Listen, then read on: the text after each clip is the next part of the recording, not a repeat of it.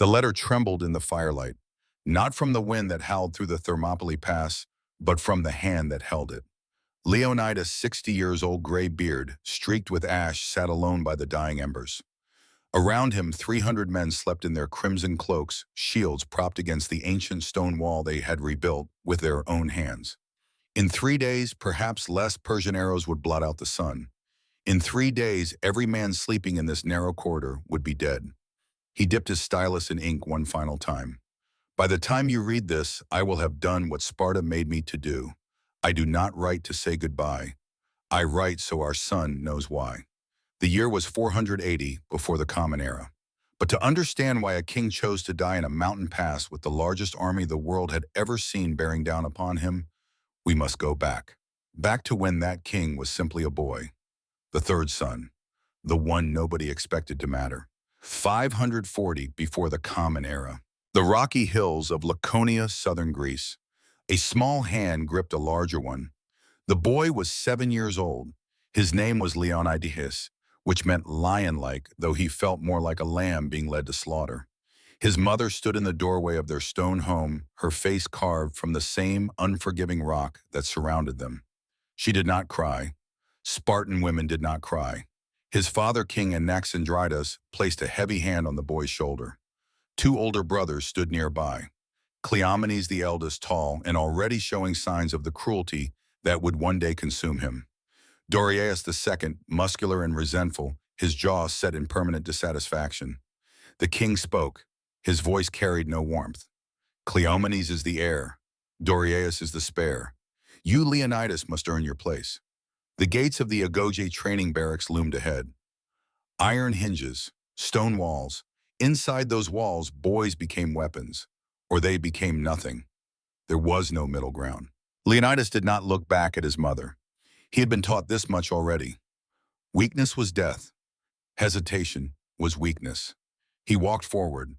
The first night, 30 boys huddled in a single room. Stone floor, no beds, one threadbare cloak each. The older boys, 12 and 13 years old, their bodies already hardened by years in this place, descended on the newcomers like wolves. A fist crashed into Leonidas's jaw. He tasted copper. The world spun. Another blow to his ribs drove the air from his lungs. He did not cry out. Around him, other 7-year-olds sobbed, begged, curled into balls. The beating continued. An older boy grabbed Leonidas by the hair, yanked his head back. You will learn. Pain is just information. Fear is a choice. Choose nothing. The beating stopped. Leonidas lay on the cold stone, every breath a knife in his side. But his eyes were dry. Across the room, another boy his age whimpered softly. Their eyes met. The boy's name was Dinikas. He would become the closest thing to a brother Leonidas would ever know.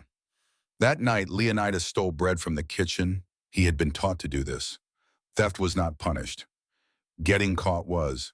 He moved through shadows, silent as death, and returned with half a loaf. He tore it in two and pushed half toward Dinikas without a word. Dinikas took it. Nodded once. No words passed between them. None were needed. This was the Spartan way. Bonds forged in shared suffering, sealed in silence.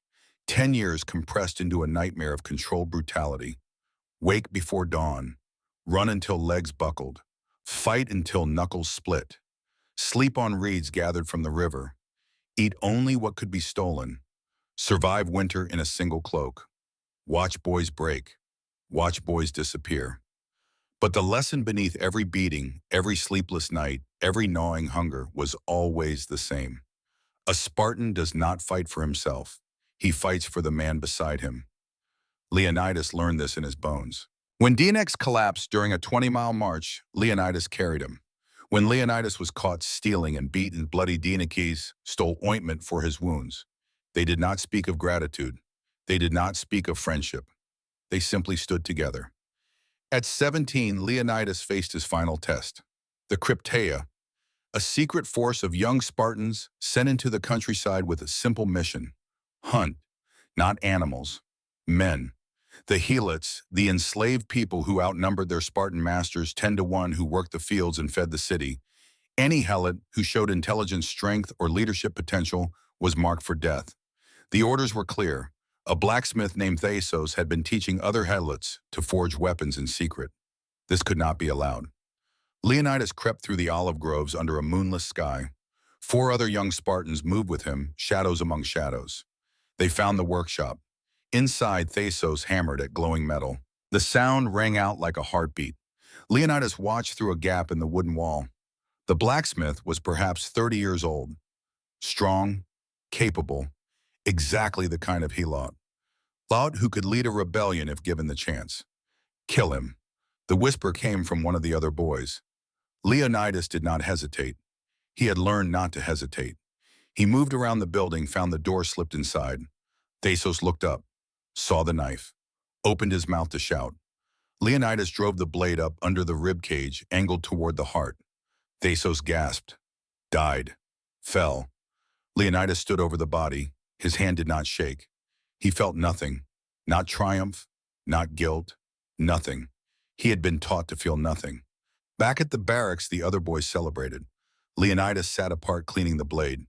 Dinakis sat down beside him. You did well. Leonidas stared at the knife. I did what Sparta needed, that is all. Years passed. Leonidas became a man, a soldier, a captain. He served under his brother Cleomenes, who had become king when their father died. And slowly, carefully, Leonidas began to see the rot at the heart of power.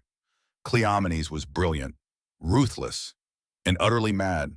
The signs were subtle at first. Paranoia, accusations against loyal men. Then the madness bloomed into something darker. Cleomenes ordered attacks on allied cities for imagined slights. He claimed the gods spoke to him in dreams. He saw traitors in every shadow. Leonidas, now a veteran commander of 40, stood before his king after one particularly insane command. Cleomenes had ordered the burning of a sacred temple. This breaks our oaths. Cleomenes' eyes were wild pupils dilated. I am the oath. I am Sparta. You will obey. Leonidas held his brother's gaze. I obey Sparta. You are not Sparta. For a moment, the throne room fell silent. The other advisors held their breath. A king could order death for such words. But Cleomenes only laughed high and sharp. You sound like Dorias. Where is our dear brother now? Oh yes, dead in Sicily, chasing dreams of his own kingdom. The news of Dorias' death had arrived 6 months earlier. The second son, unable to stomach serving a mad king, had left Sparta to found his own colony. He had gathered followers, sailed to North Africa, then Sicily. There he had met Carthaginian steel and died on foreign soil. Leonidas had stood alone at the family tomb when he heard 3 sons, 1 mad, 1 dead in exile, 1 never meant to rule. He had whispered to the stone, I am the last. I never wanted this. But wanting meant nothing. Sparta needed a king. And in 491, before the Common Era, Cleomenes gave Sparta what it needed. They found him dead in his cell. The official story spoke of madness driving him to self-mutilation. The truth died with the guards who may or may not have helped him along. The ephors, the 5 elected magistrates who held power even kings could not ignore, summoned Leonidas. You are king now. Do not repeat your brother's mistakes. Leonidas accepted the crown. He was 49 years old. He had never expected to wear it. His first act as king was to visit the agoge. He stood in the courtyard and watched 7-year-old boys being ripped from their mother's arms just as he had been. He watched them try not to cry, watched them fail, watched the older boys descend like wolves. One small boy met his eyes, held his gaze, did not cry. Leonidas nodded once, then turned away. I was that boy once. Now I must be worth what they will become. 1 year later, news arrived that shook the Greek world. Athens, the city of philosophers and poets, had fought the Persian Empire at a place called Marathon. The Persians had landed with thousands of troops expecting easy conquest. Instead, the Athenians, with a small force from Plataea, had charged the Persian lines and shattered them. Sparta had not been there. Religious law had prevented the army from marching during a sacred festival. By the time the Spartans arrived, Athens had already won. The shame burned. In the council chambers, older warriors muttered about missed glory. But Leonidas, standing before the assembled leaders, spoke quietly. The gods gave Athens this victory. They saved us for something else. He did not yet know how true those words would prove. Marriage for Spartan kings was duty before desire. Leonidas wed Gorgo, daughter of his half-brother. She was his niece by blood, 30 years old, sharp as obsidian. Their wedding night held no poetry, no whispered promises. She looked at him across the marriage bed and spoke plainly. I know what you are. A weapon Sparta forged. I will sharpen you. He respected her for that honesty. Over time, respect became something deeper, though neither spoke of it. Gorgo became his intelligence officer. She decoded messages, analyzed threats, saw patterns in the movements of foreign powers. While other queens concerned themselves with household matters, Gorgo studied maps and read reports from spies across the Mediterranean. In 488, before the Common Era, when Leonidas was 52 years old, their son was born. Pleistarchus. Leonidas held the infant and felt something he thought the Agoge had killed. Tenderness. Dienekes, now his most trusted captain, found him in the nursery. Careful, my king, you're becoming human. Leonidas looked down at his son's face. For tonight, tomorrow back to stone. But he allowed himself that night, that one moment of weakness, because even the stone, given enough pressure, can crack. The cracks in the wider world were growing. Across the Aegean Sea in the vast Persian Empire, a new king had risen. Xerxes, son of Darius, whose army Athens had humiliated at Marathon.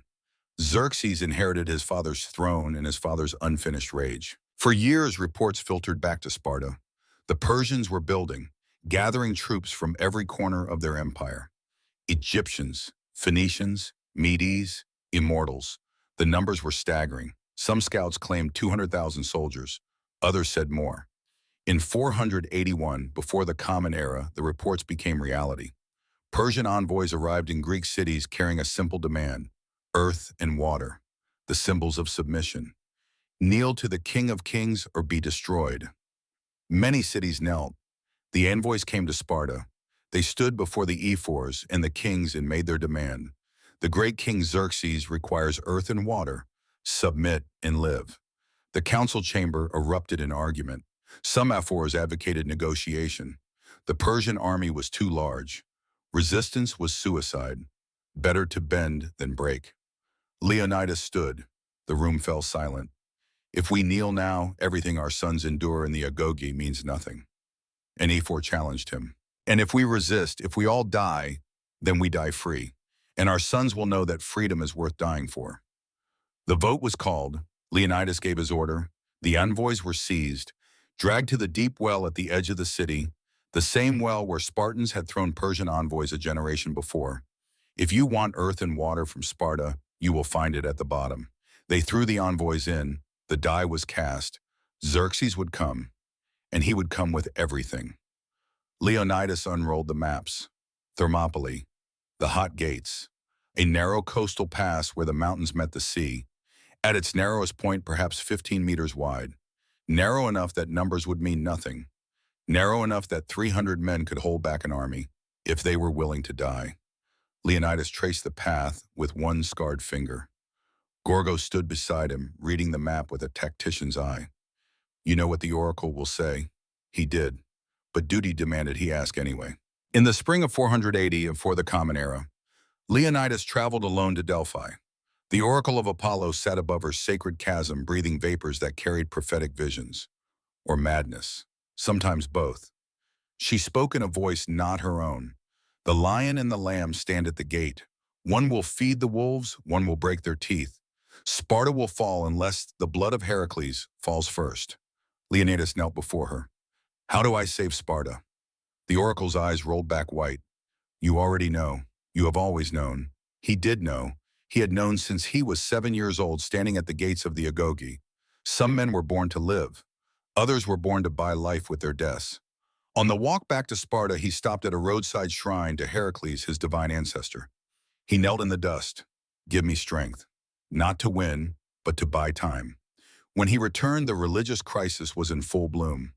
The Carneia, the sacred festival of Apollo, prohibited military campaigns. The ephors could not authorize the full army to march. It was blasphemy. It was law. But law had loopholes for those who looked hard enough. Leonidas addressed the council. I will not mobilize the army. I will take my royal guard. 300 men, a reconnaissance force, not a campaign, technically within the law. The ephors saw the trap, approved the request, and Leonidas would march to certain death.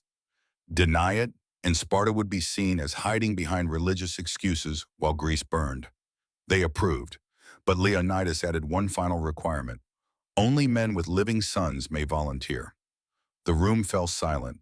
Everyone understood. This was not a military deployment. This was a funeral march. And Leonidas wanted to ensure that every bloodline represented would continue after the men themselves were ash and memory. The selection began. Veterans assembled in the training yard. Leonidas walked among them, studying faces. Dinakis stepped forward first. 60 years old body covered in scars from 40 years of war. I've lived long enough. Let me die well. Leonidas gripped his shoulder. You'll stand beside me. Twin brothers Alpheus and Maron, 35 years old each, with 3 sons. Our boys will remember this. Leonidas nodded. They will. The youngest to volunteer was Stelios, 28. His wife had given birth 3 months earlier. Leonidas initially refused. You have an infant son. Stay with him. Stelios stood straighter. My king, I want my son to say his father stood with Leonidas. I want him to know I did not hide. Leonidas studied the young man's face, saw his own reflection from decades past, the desperate need to matter, to be worth something. Report to Dinakis for assignment. 300 men, fathers, veterans, volunteers who understood they were not coming home. The night before the march, Sparta became a city of silent farewells.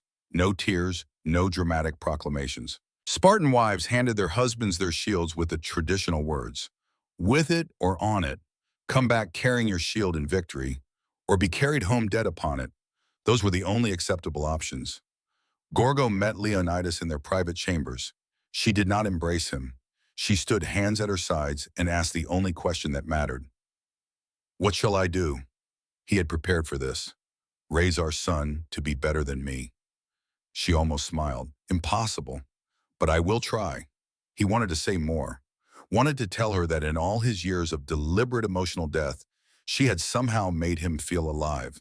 But the words caught in his throat, trapped behind decades of Spartan conditioning. She saw it anyway. Her eyes glistened, though no tears fell. I know. That was enough. It had to be enough. Pleistarchus was already asleep when Leonidas entered the boy's room. 8 years old. Too young to understand what was happening. Too old to be sheltered from it. Leonidas knelt beside the bed and gently shook his son awake. The boy's eyes opened, confused, then focused.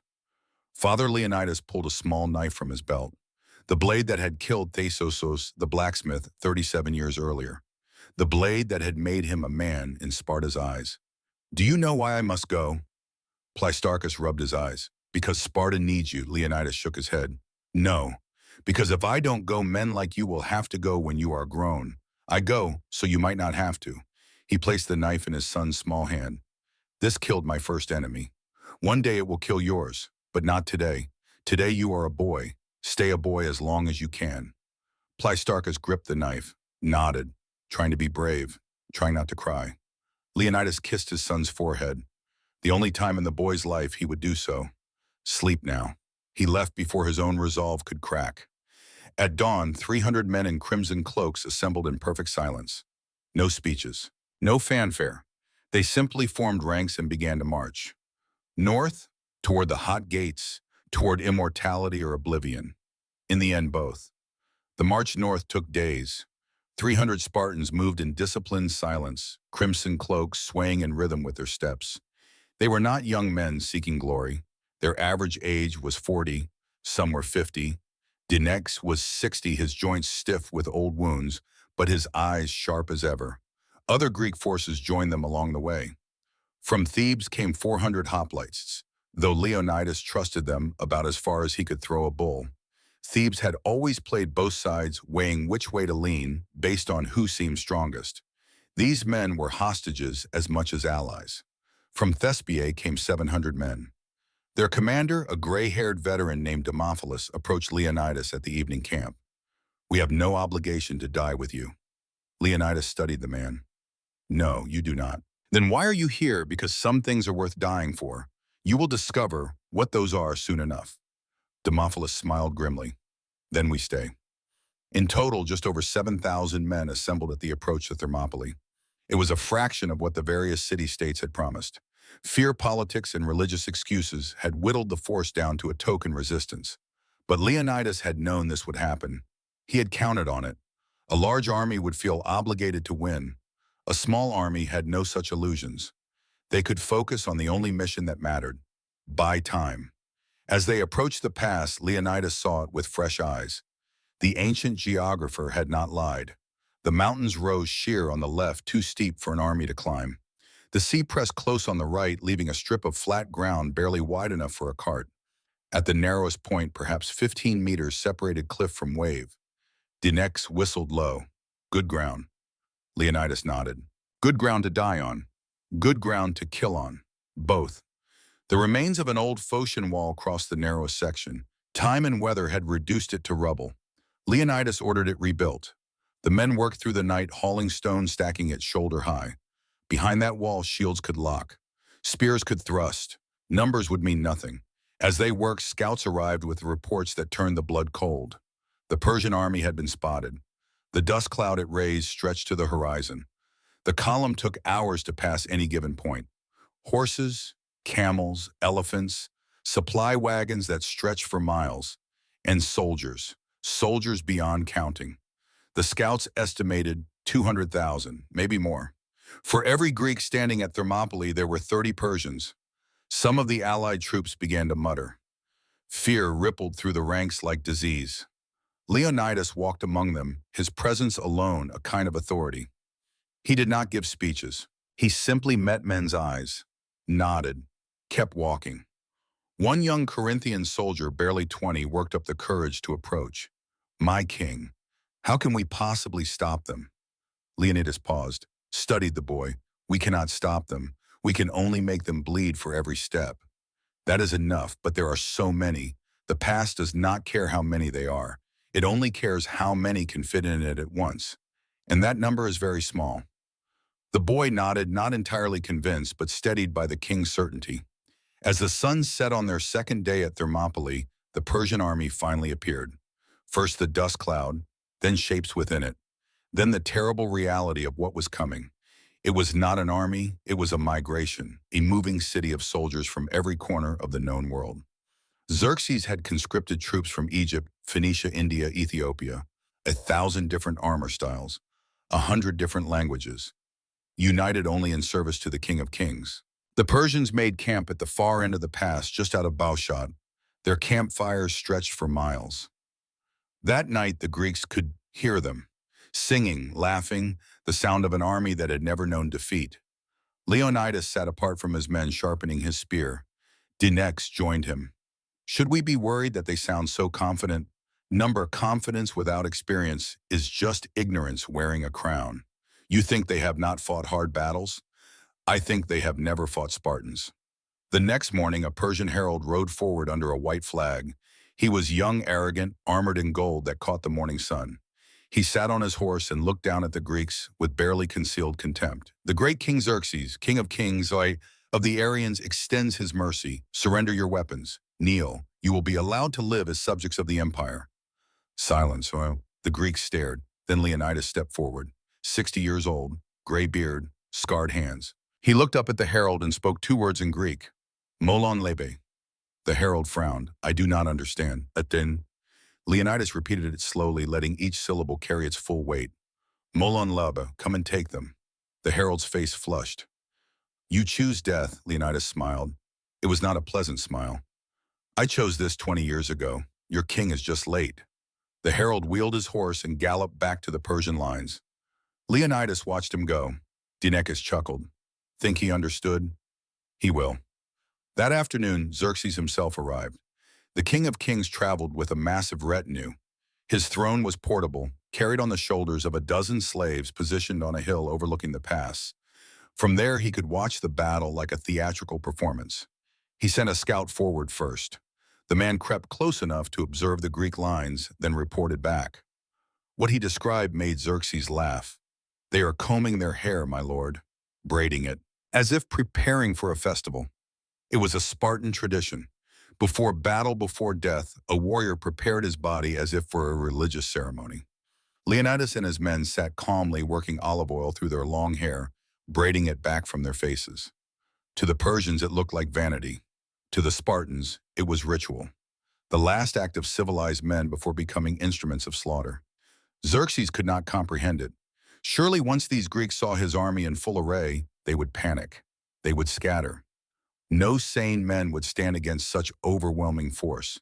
He gave the order, send the Medes, drive them into the sea. The Medes were expendable troops, conscripts from conquered territories. Their armor was leather and wicker. Their shields were light. They were not Xerxes' finest soldiers, but there were thousands of them, surely enough to sweep aside a few hundred Greeks. They advanced in a great column, filling the pass with bodies and noise. War cries in a dozen languages, drums beating, officers shouting. The ground shook with their footfalls. The Greeks stood silent behind their rebuilt wall, shields locked, spears ready. Leonidas gave one order, hold. The Medes crashed into the Greek line like a wave hitting a cliff, and like a wave they broke. The phalanx formation was a thing of terrible beauty. Each man carried an aspis, a round bronze-faced shield nearly a meter across. Locked together, these shields formed a wall of bronze. Behind the wall, spears thrust out in a forest of iron points. The second rank reached their spears over the shoulders of the first, the third rank over the second. From the front, it looked like a single organism, a thing of shields and spear points that could not be flanked, could not be broken, could only be faced head-on in a grinding test of will. The Medes had wicker shields, leather armor, short swords. They pushed forward, trying to break through by sheer mass. The Greek spears punched through wicker like paper, through leather, through flesh. Men fell screaming. The ones behind trampled them, pushed forward by those further back who could not see the carnage ahead. Leonidas stood in the front rank, his position, his right.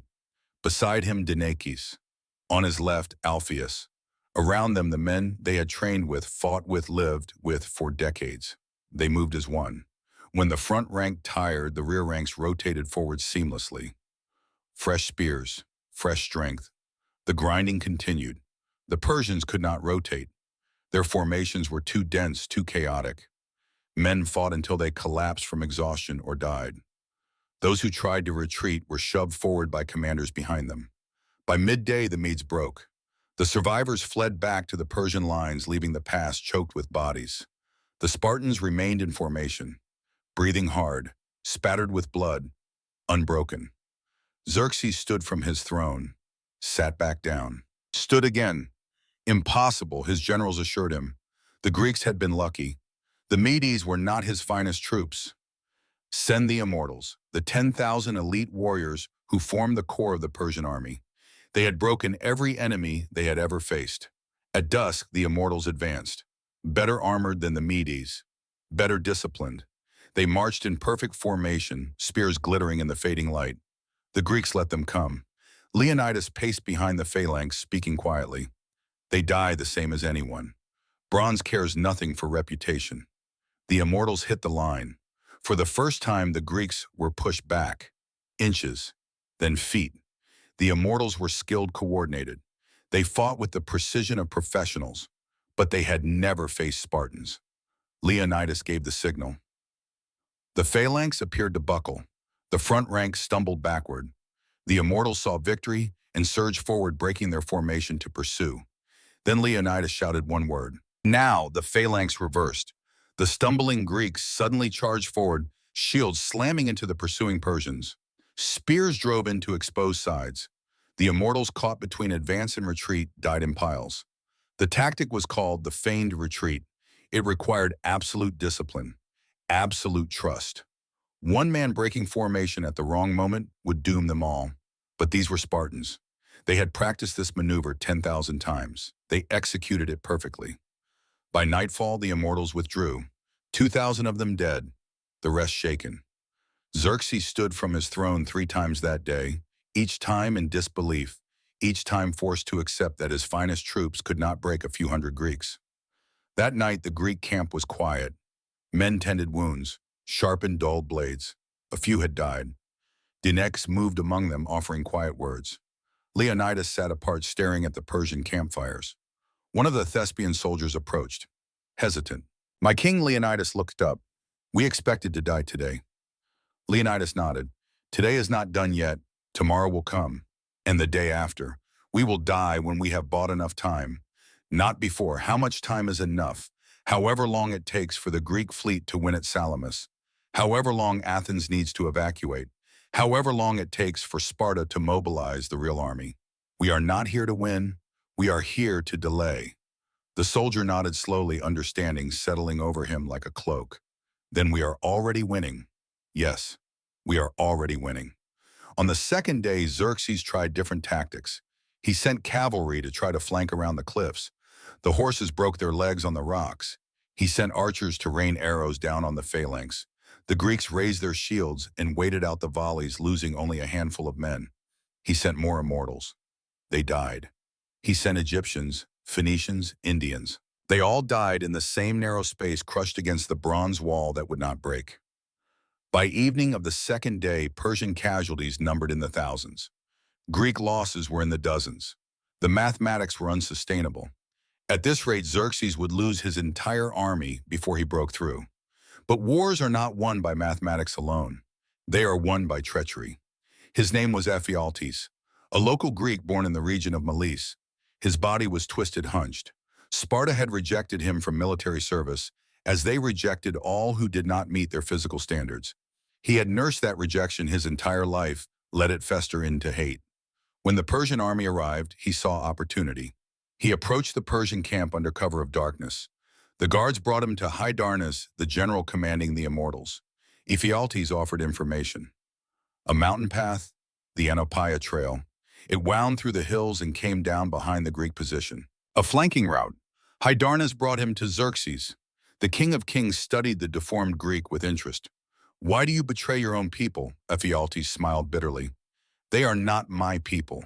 They rejected me, called me worthless because my back bends. Now I will show them the value of a bent back. What do you want in return, gold? A place in your empire. Recognition. Xerxes gestured to his treasurer. You will have gold enough to drown in. Show us this path. That night, Hydarnes led 10,000 immortals up the mountain trail.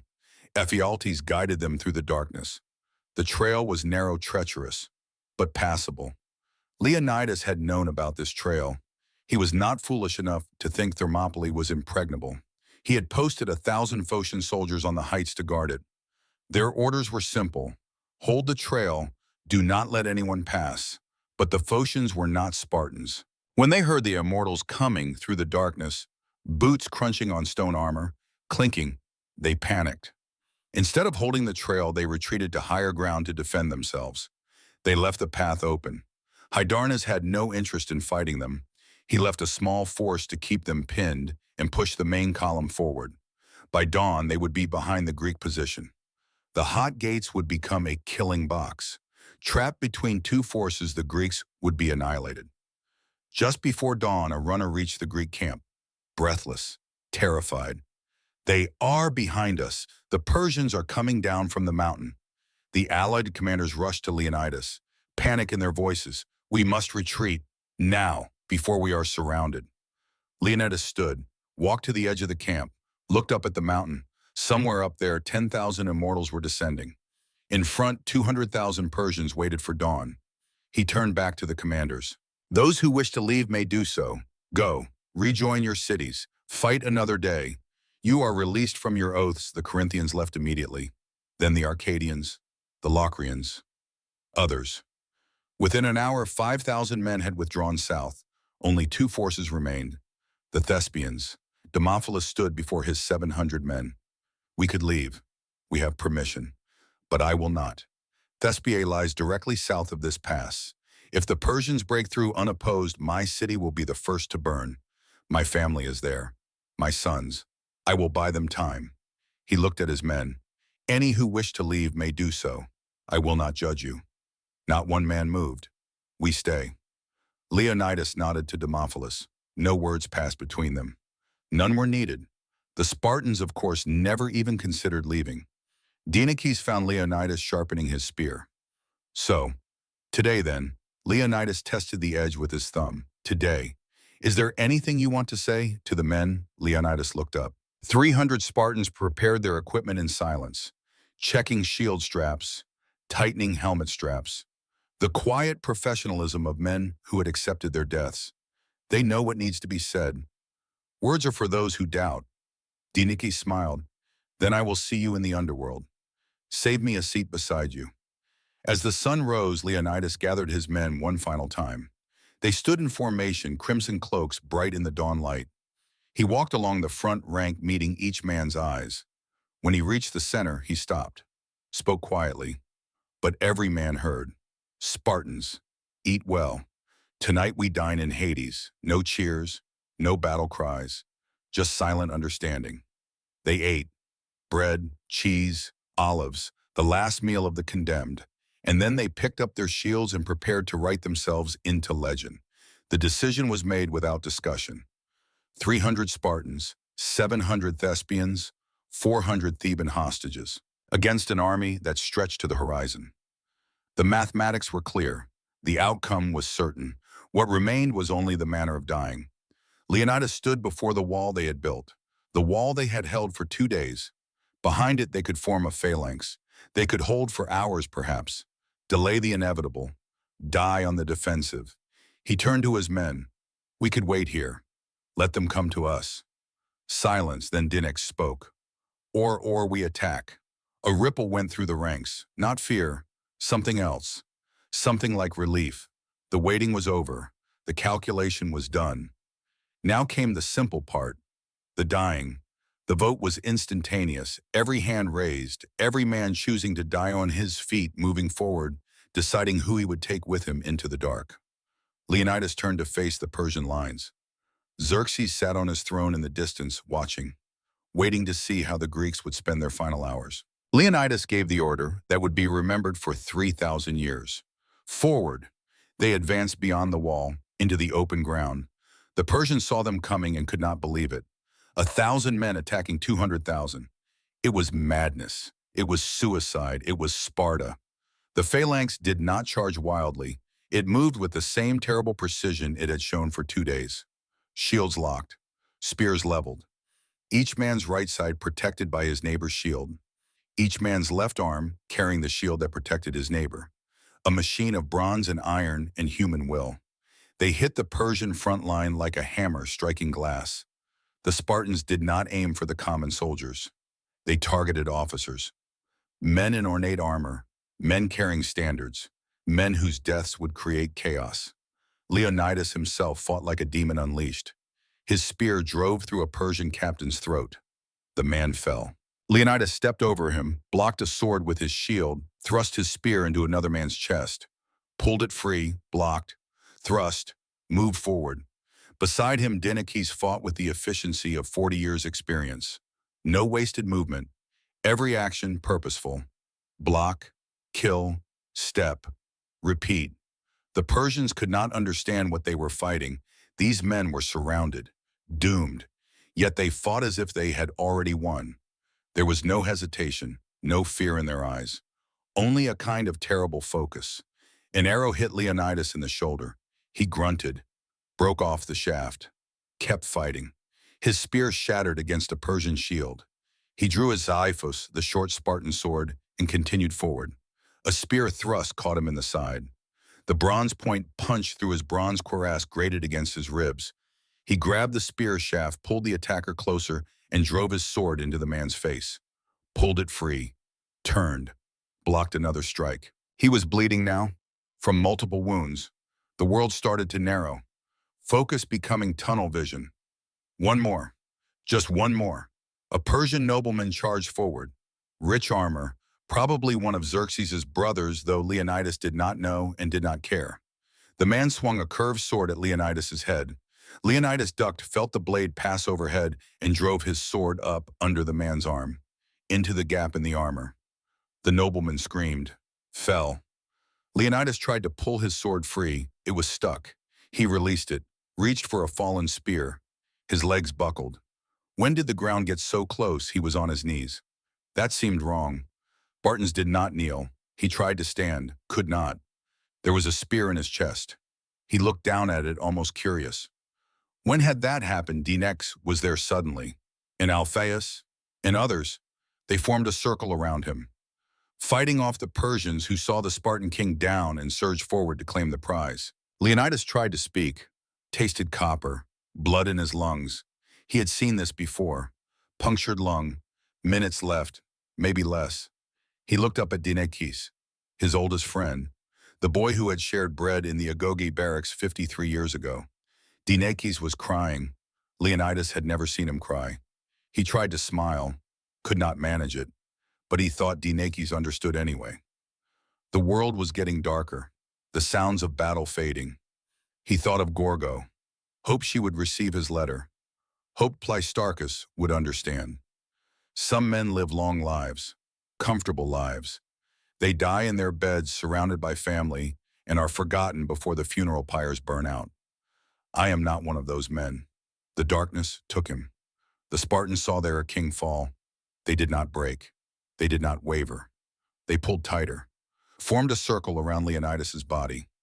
No Persian would take it. No Persian would defile it. They would die first. And they did. The Persians threw themselves at the circle, wave after wave. The Spartans repelled them. 4 separate assaults. During the fourth, 2 more of Xerxes' brothers died in the chaos cut down by men who no longer cared about their own survival. But the circle shrank with each assault. 50 Spartans, then 30, then 20.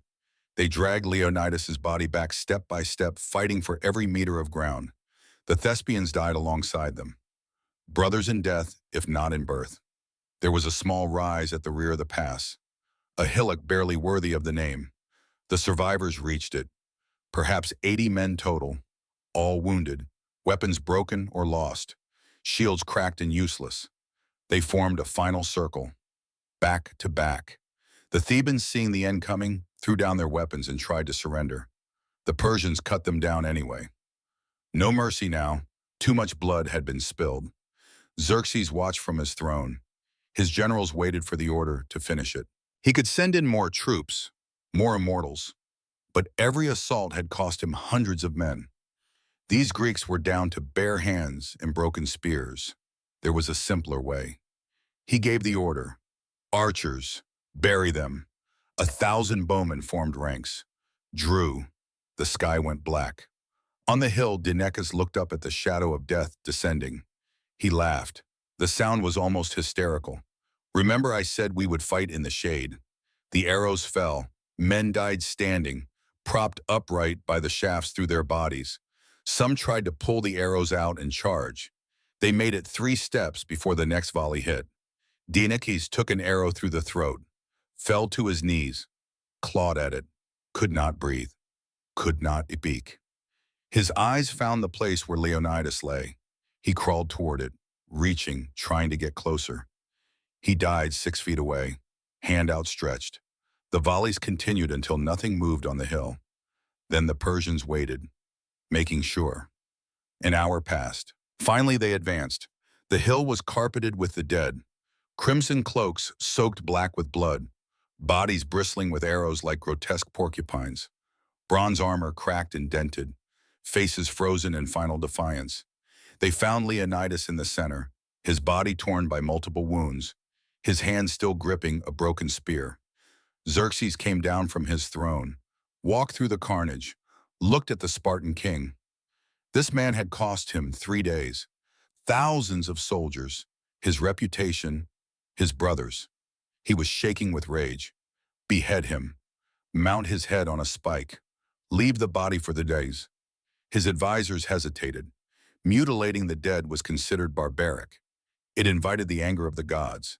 But Xerxes was beyond caring about Greek superstitions. Do it, now. They did. The head was severed, mounted on a stake at the entrance to the Pamesis, a warning, a declaration of victory. But in the Persian camp that night, the soldiers did not celebrate. They had won. They held the pass. The road to Athens lay open. Yet something felt wrong. They had lost thousands of men to kill 1,000. The King of Kings had been forced to desecrate a corpse to feel he had truly won. The Greeks had died, but somehow they had not lost. News of Thermopylae spread faster than the Persian army could march. Runners carried the tale south. By the time Xerxes reached Athens, the city was empty. The population had evacuated to Salamis and the surrounding islands. The Athenian fleet waited in the narrow straits.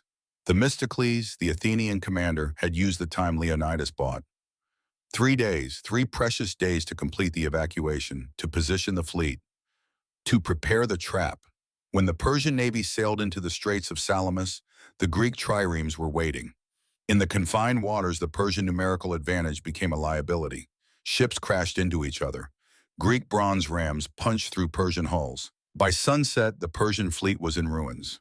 Xerxes stood on the shore and watched his navy die, just as he had watched at Thermopylae, just as he would watch again and again as his invasion collapsed. Without a functioning fleet, his massive army could not be supplied. The logistics were impossible. He made the decision to withdraw. He left a smaller force under his general Mardonius to continue the campaign. But the momentum was broken. The aura of Persian invincibility was shattered. 1 year later at Plataea, the full Spartan army finally arrived. Pausanias Leonidas' nephew commanded 9,000 Spartans and 30,000 allies. They met Mardonius' force in open battle. The Persians broke. Mardonius died. The invasion was over. Greece was saved. And every Greek knew who had bought the time for that salvation. In Sparta, Gorgo received the news with dry eyes. She stood in the courtyard of the palace, the messenger kneeling before her. The king is dead. She did not flinch. No, the man is dead. The king lives forever. She walked to the room where Pleistarchus trained, 8 years old, already showing the hardness that Sparta demanded. She knelt beside him. Your father bought us time. Now we use it. The boy nodded. He had his father's eyes, his father's iron. What shall I do to honor him? Live. Become a good king. Be better than he was. That's impossible.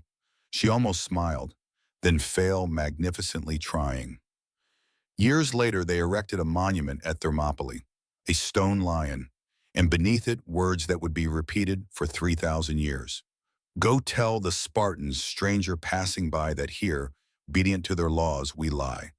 Obedient, not heroic, not glorious, obedient. They had done what Sparta made them to do. Nothing more, nothing less. Xerxes lived for many more years. He returned to Persia, built monuments, declared victories.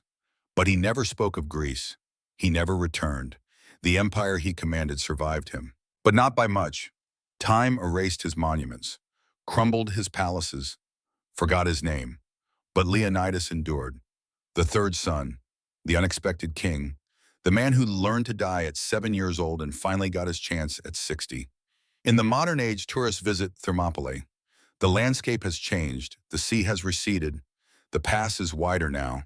But the monument remains. Old men bring their grandsons, veterans of other wars, other last stands. An American grandfather, 70 years old, stands before the stone lion with his grandson. The boy is perhaps 10. He reads the inscription, looks up. Grandpa, why did they stay if they knew they would die? The old man is quiet for a long moment. His hand rests on the stone, warm from the sun, eternal, because some things are worth more than coming home. The boy does not understand, not yet. But one day he will. One day he will face his own Thermopylae, his own choice between safety and meaning, and he will remember this moment. The wind blows through the pass, the same wind that blew 3,000 years ago, the same stones, the same eternal question. What are you willing to die for? Leonidas answered that question with his life. Not with words, not with philosophy, with action. He did not save Greece. He showed Greece it could save itself. That is leadership. That is legacy. That is immortality. The sun sets over Thermopylae. The shadows lengthen. And somewhere in the gathering dark, 300 warriors stand eternal watch. Not as ghosts, not as myths, as examples of duty, of sacrifice, of the moment when a man looks at impossible odds and says those two defiant words, Molon Labo, come and take them, and means it. The letter Leonidas wrote by firelight 3 days before his death reached Gorgo weeks later. Stained, crumpled, carried by a Thespian survivor who had been sent away before the final stand. She read it alone, then burned it. The words were not for history, they were for her. For Pleistarchus, private words, final words, but the last line she remembered, spoke aloud to the empty room. I do not know if what we do will matter in 100 years, but I know it matters today. That is enough for any man.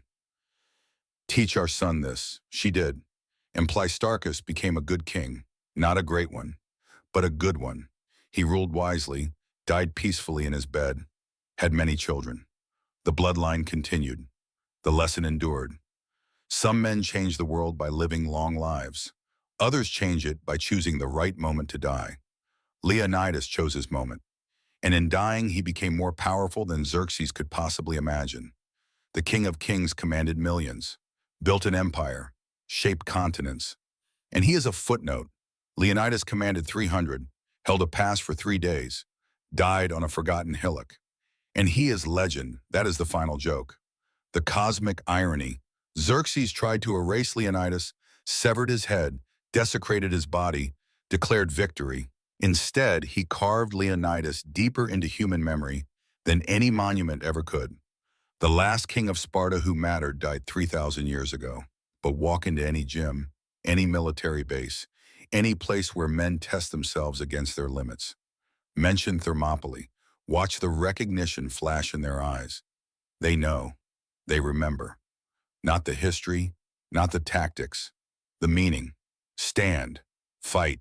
Buy time for those who come after. That is enough. Leonidas was not a good man by modern standards. He was a product of a brutal system, a warrior culture built on slavery and violence and the systematic destruction of childhood innocence. But when civilization needed someone to stand in a narrow pass and refused to move, that brutal system produced exactly the right man. A man who did not know how to quit, who did not understand retreat, who had spent 53 years learning one lesson: obedience to duty above all else. And in the end, that terrible lesson saved the world. Not the Greek world, the world. Because if Xerxes had conquered Greece, there would be no Athens, no democracy, no philosophy, no art. The entire trajectory of Western civilization would have been different. One man, one choice, one stand. It mattered. 3,000 years later, it still matters. And 3,000 years from now, when our names are dust and our monuments are rubble, when our languages are dead and our gods are forgotten, somewhere someone will still tell the story of a king who walked into a mountain pass knowing he would not walk out, of 300 men who followed him, of 700 more who chose to die beside strangers, of the moment when vastly outnumbered, vastly outmatched, faced with certain death, they looked at the largest army the world had ever seen and refused to kneel. That refusal echoes through millennia, through cultures, through every story of impossible odds and defiant stands. Thermopylae is there. Leonidas is there, not as history, as inspiration.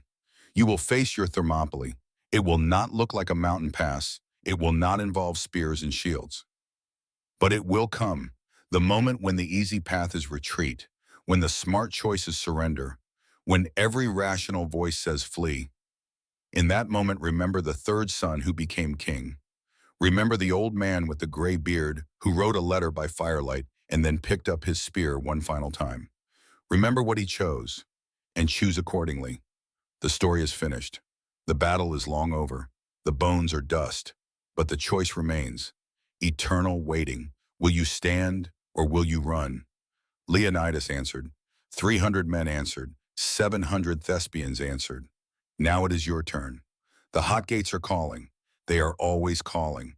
In every generation, in every crisis, in every moment when courage is required and comfort is easier.